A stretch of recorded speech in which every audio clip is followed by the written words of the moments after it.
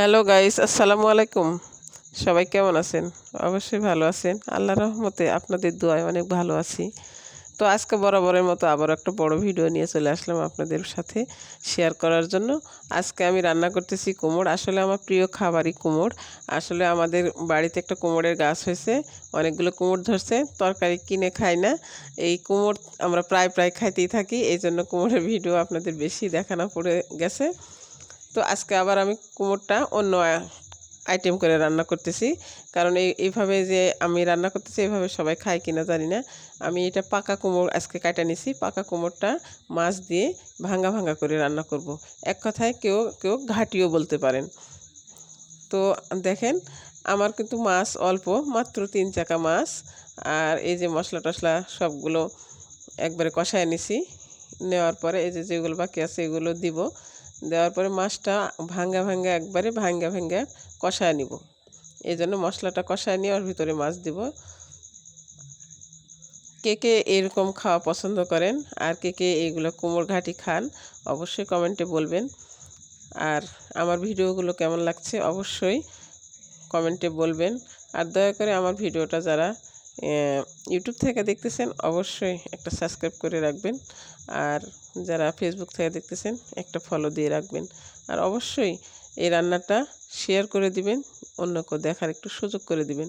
এতে আমার উপকার হবে, দয়া করে করবেন অবশ্যই।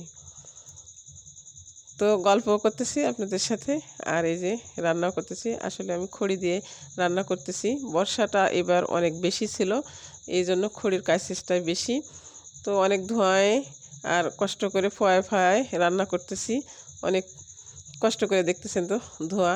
এই যে আমি মাছটা দিয়ে দিছি, সাথে দিয়ে একটু এই যে নাড়াচাড়া করে নিলাম।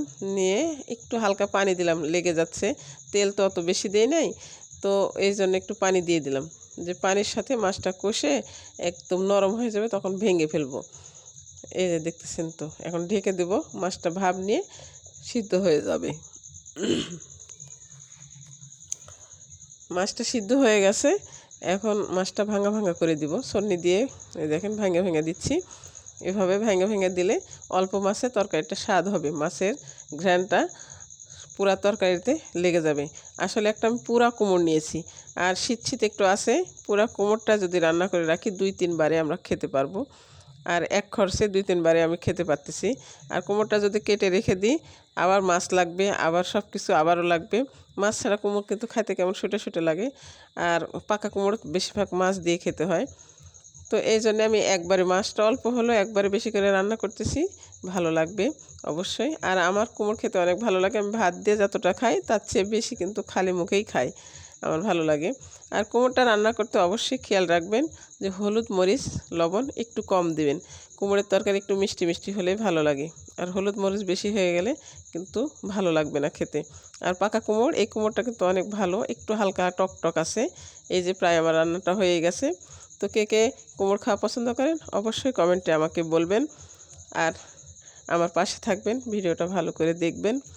আর আমার কথাগুলো যদি ভুল ত্রুটি হয়ে থাকে অবশ্যই ক্ষমা করে দিবেন। সবাইকে ধন্যবাদ, সবাই ভালো থাকবেন, সবাইকে খোদা হাফেজ।